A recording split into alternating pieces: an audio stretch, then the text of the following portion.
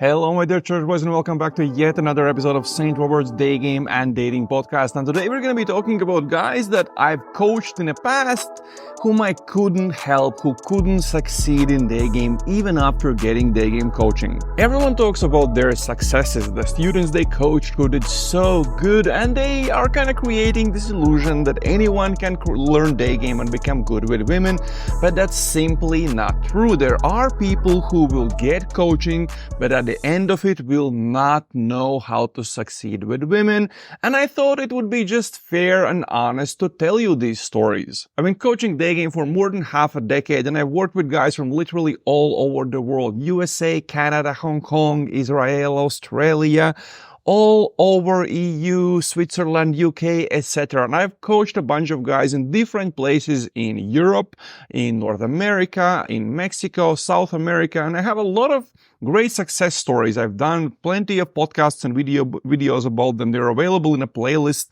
that I will link in the description. But today I want to talk about the guys whom I couldn't help. This isn't to discourage you from learning Daygame, but to show you what are the reasons why guys fail. Maybe you will realize that learning Daygame isn't a good idea for you, or maybe you will hear these stories and understand that you probably have a much better chance at learning Daygame than you thought you do. And there are 4 reasons I'm doing this. First of all, it's honest. I hate aggressive sales, and these 3 industries of dating, finance, and fitness are all snake oil industries. Sure, there is a lot of good advice in all of these industries, but there are also a lot of promises given that aren't really true, and I don't think it's an ethical thing to do. I'm already known as the guy who doesn't do aggressive sales and is pretty honest and direct about how things really work in Daygame. The second reason is I want to discourage a certain type of a guy from getting coaching. And the third reason is you might think that you have some reasons why learning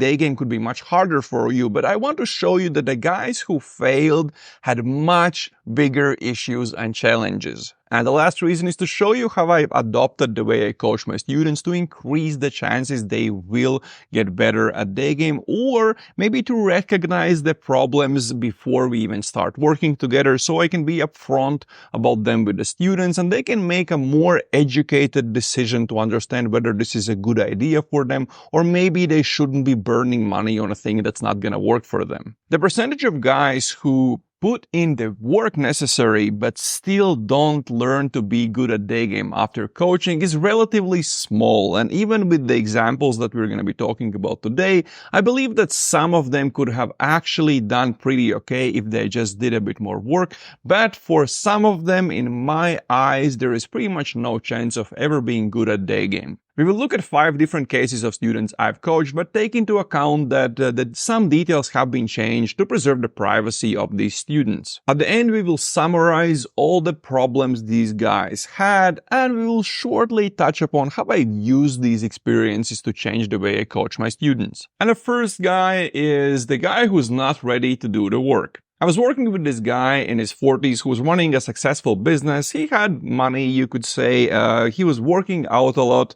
and he had been doing pretty good with women historically. But sometimes guys get coaching before they're ready to do the work, before they understand what it takes to become good at Daygame, and this case was sort of like that. The thing with this guy is he had very strong approach anxiety. Many guys believe they have crippling approach anxiety. That's not really the case. In most cases, even very strong cases of approach anxiety can be dealt with during coaching.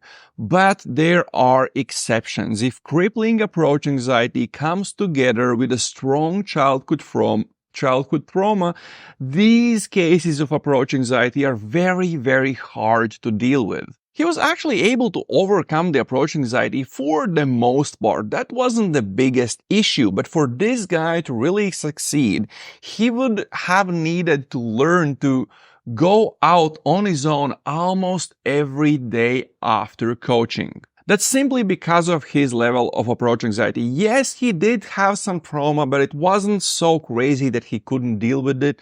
But still, given how strong his AA was, it was very important for him to really keep going out a lot, at least every other day after coaching, and he simply wasn't ready to do that. He had everything else going for him, and I really believe he could have done pretty good in Daygame if only he was ready to put in the work. The thing is, because of some recent events in his life, he was very ready to jump in and try daygaming, and that's kind of what he wanted to do. He simply wanted to figure out, hey, can I actually do this? And his idea was that if he sees he can do this, he can maybe get some more coaching later and then take it more seriously. So partially it was his choice. He just wanted to see if this is something that could work for him and then gonna make the decision later. But still, I think if only he dedicated at least a month for going out at least every other day, he could have been doing pretty okay in a few months. Not everyone has to work that hard after coaching, but these very strong cases of approach anxiety that come together with some childhood trauma,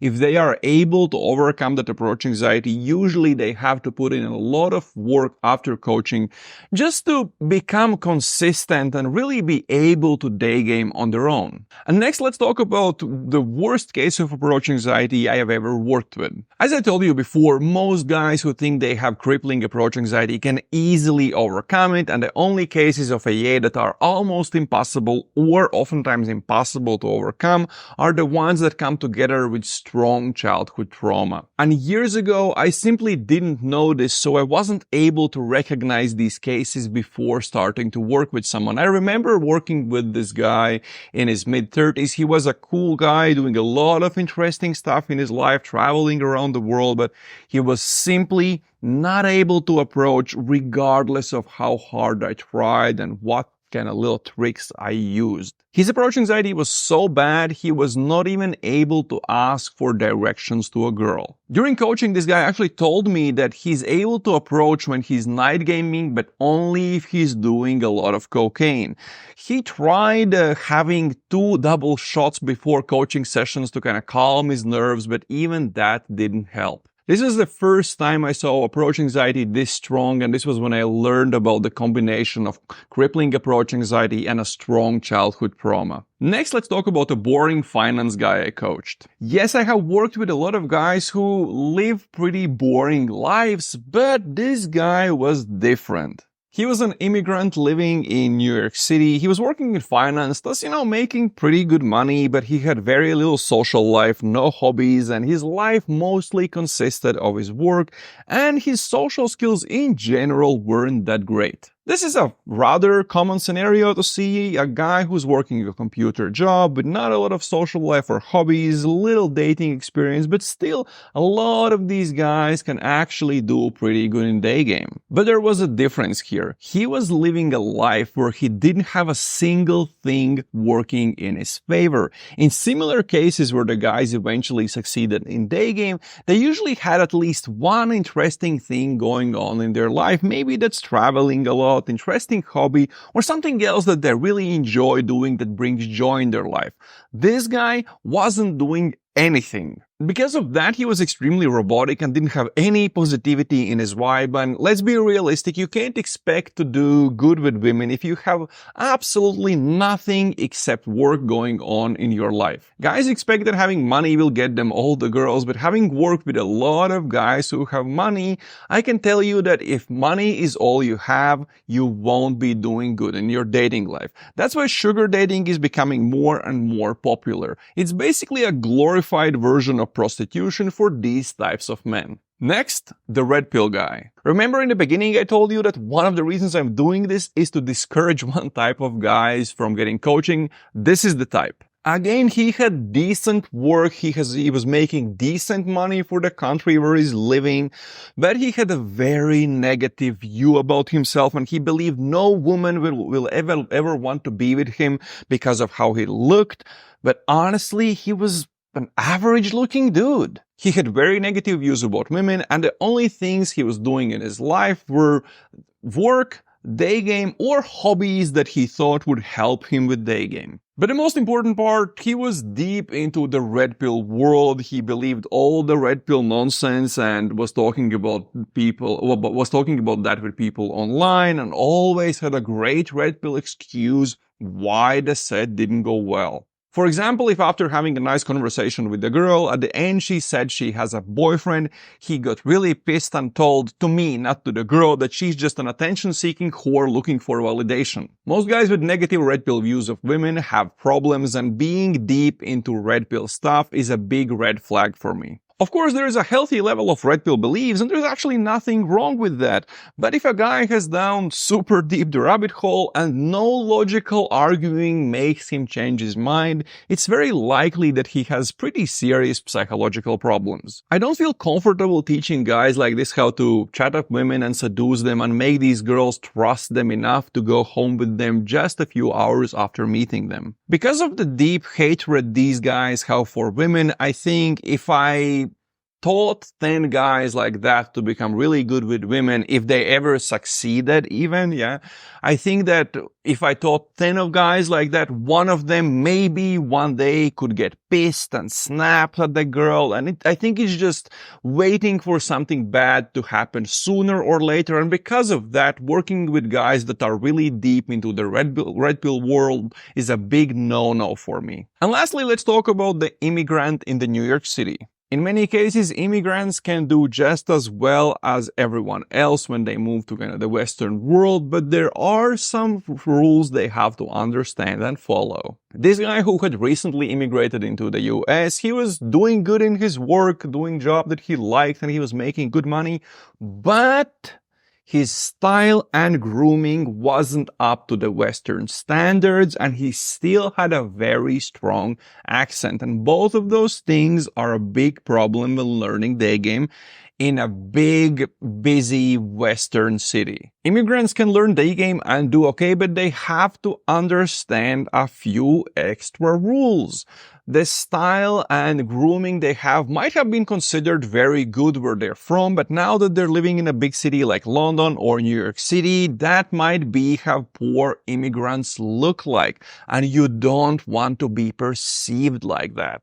And having a strong accent goes in the same boat. If she can't understand you instantly, she will leave the conversation. Big cities like London, New York City, and other places are very diverse locations. And yes, while they are a little bit racist, if you fit in, you'll do just fine. However, these cities also have a lot of poor migrants selling stuff on the street and asking for money, and people are busy. They're not gonna take more than a few seconds to decide whether they're gonna stay and chat with you. And if your style and grooming is the same as these people selling stuff, and if you have a strong accent and the girl doesn't immediately understand what you're saying and you're speaking quietly, after a few seconds, she's gonna leave the conversation. You need to make sure your appearance accurately represents your social status, and this can be easily fixed by taking care of your style, grooming, and hiring an accent coach. And now let's quickly look at how I've used these experiences to change how I coach my students. If you look at what were the biggest issues in all of these cases, it's mostly bad style and grooming, approach anxiety that's too strong, negative views about oneself, negative views about women, and living a boring life. So let's look at each of these problems. Let's start with bad style and grooming. Many guys understand that they need to improve their style and their grooming, but they don't really know where to start. And because of that, I've included work with my stylist as part of the coaching package. Now, when someone signs up for coaching, even before we meet, my stylist has taken care of them because she really knows how to make daygamers fuckable. Negative views about oneself. I've started doing strategy calls with each person who's interested in getting coaching, and the idea is for me to get to know them and for them to get to know me. I want to get to know them because I don't do group boot camps or any kind of copy-paste stuff. Like, coaching is fairly individualized for each student because everyone has kind of different challenges, different personality traits, so they need a little bit of a different approach. So I get to know them, they get to know me, we go over all the nuances about how coaching usually works, and then they can make the decision whether this is a good idea for them. Part of getting to know the students is understanding what their life is like. Is he living a happy life and doing interesting stuff? How is his vibe? And deeply depressed people might need to deal with a few other things before learning Daygame. And if I see that the student has this problem, then there are several things I suggest they do. Sometimes there is just one book I suggest they read. Other times I will suggest they work with a therapist before we meet for coaching. Negative views about women. This is also something we covered during the call, but this is much simpler. If I understand that someone has gone way too deep down the rabbit hole and simply hates women, I will not work with them. I have had several cases where I simply told the guy I wouldn't work with him and told him to never contact me again. But all of these were extreme cases of really hating women that were pretty obviously coming together with some mental issues. Approach anxiety that's simply too strong. This is also something that we covered during the strategy call, and if I understand that the guy has very strong approach anxiety, I will make sure that it doesn't come together with a strong childhood trauma. If it does, I will usually suggest them against getting coaching. But for the guys who simply have very strong approach anxiety but there is no childhood trauma, that can be dealt with, and there are three things we do. First, I give them access to an online course that helps them overcome approach anxiety and start approaching before we even meet, starting with extremely simple steps that most guys can actually do. Next, I want to make sure that they're able to approach not only when I'm next to them but also on their own. That's why part of the standard coaching package includes integration sessions that we do right after we finish coaching, when I go back to my city or the student goes back to his city, and then the student is going out his daygaming, but we are on a WhatsApp call and I'm listening to him daygaming and making sure he's able to approach. If necessary, I'm going to help him overcome the AA and on his own a little bit, and this has been very helpful with approach anxiety cases. And lastly, we have the private community where they can socialize with other daygamers, have all of their daygame texting and dating questions answered, and just sort of stay in that daygame environment to keep them motivated and interested in going out. What to do if you fall in any of these categories? After hearing this, you might think, damn, some of these stories are kind of similar to where I'm at, but there's a twist. When working on this episode, I was thinking about what are the differences between students that were hard to coach but succeeded and students that were hard to coach and didn't succeed.